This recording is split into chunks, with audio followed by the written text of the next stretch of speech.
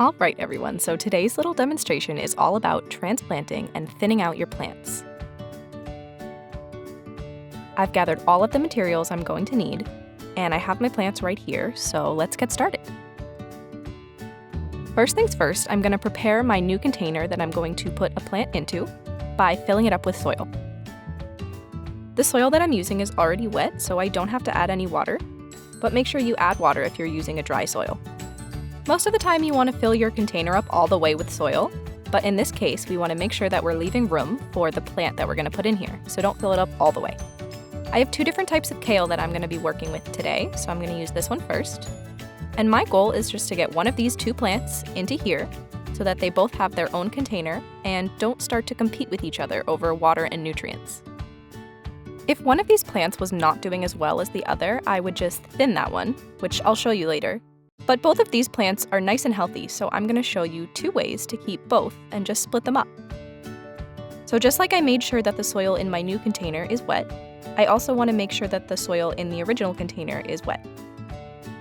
You don't want it to be so wet that it's dripping out the bottom, but make sure that it isn't dry because then it will just be crumbly and fall apart and make a mess.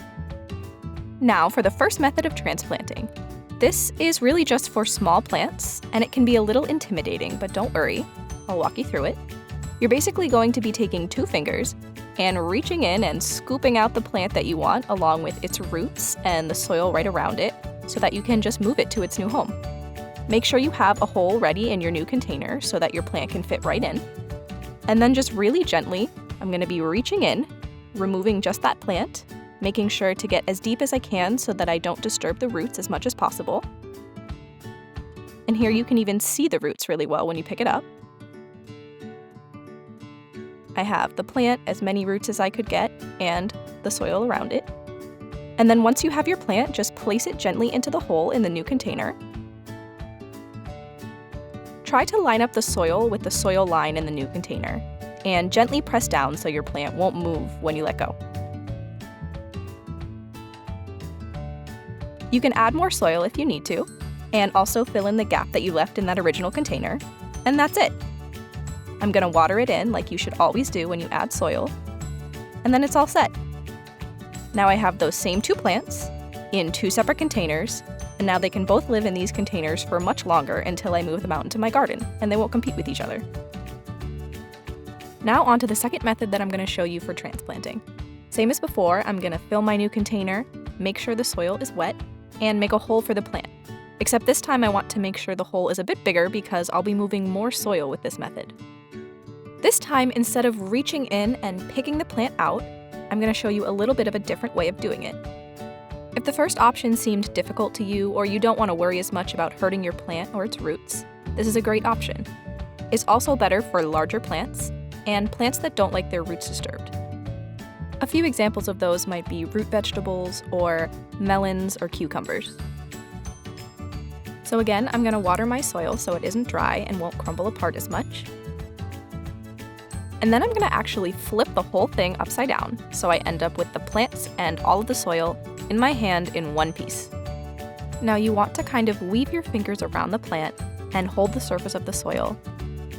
Flip it upside down, and then you can gently squeeze the sides of the container to loosen the soil block, and it should come free and slide out into your hands. Just be gentle and move slow. And there we go.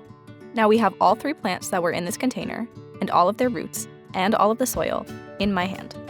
The clear benefit to this method is that you can see the roots and do your best to disturb them as little as possible. Now I'm going to go for this one over here in the corner because it's a bit farther away from the others, and I think I can get it apart pretty easily.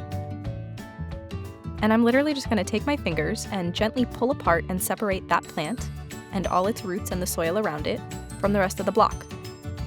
And you can really take your time with this and try to get as many roots as possible. Now you can see with this method that I end up with more soil and more roots, especially those longer roots coming out of the bottom. And that can really help your plant do better after transplanting. Same as before, I can just place it into the hole in my new container, and again line up the soil level. And I'll add more soil and water to fill in the gaps. And you can see why you need a bigger hole for this method. Now with these other 2 plants, I could easily do the same thing and transplant another one to keep all 3 of them. But instead, I'm going to use these to show you what thinning is. It's a lot quicker and easier, but of course you will lose the plants that you thin. Looking up close at these, again, both are healthy, so it doesn't really matter which one I choose. But I'm going to choose to keep this one because it's growing nice and straight and I find that convenient as my plants grow. Some things to think about when you're choosing which plants to thin are which look healthier, stronger, which is closer to the center of the container, or anything else that you care about. So I'm going to get rid of this one and keep this one. To thin that plant, all you need to do is get a pair of garden shears or a simple pair of scissors. Just make sure they're clean.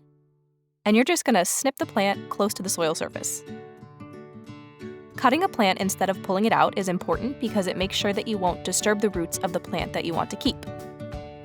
And as a bonus, the base of the stem and the roots of the plant that you just thinned will actually slowly break down over time and feed the plant that you kept. Plus, in some cases, like this one, you can just rinse off the plant that you got rid of and have a snack. This right here is some perfectly good baby kale and it's delicious. I will enjoy it.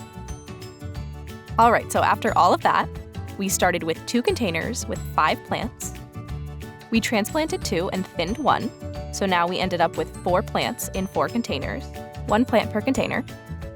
And these plants can now all live in these containers for a while longer, and they can get bigger before I'm ready to put them in my garden or move them into a bigger container. And it's as simple as that. I've showed you 2 different ways to transplant your plants and how to thin them.